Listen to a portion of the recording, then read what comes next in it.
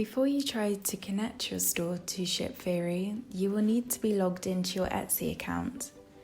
When you've done this, you will need to add Etsy as a channel and you will be taken to this connection page.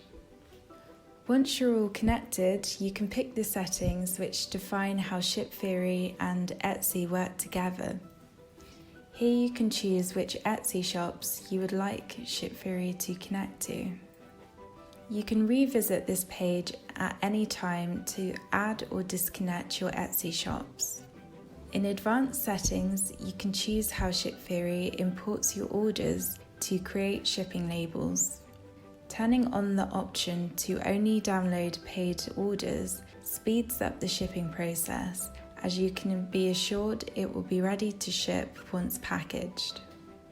Downloading the message from buyer imports delivery notes such as leave with neighbour and sends it to the delivery carrier.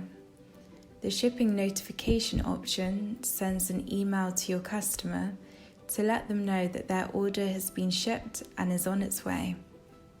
At the bottom of the page, you can pick the shipping methods you would like to use to send orders from your Etsy shop.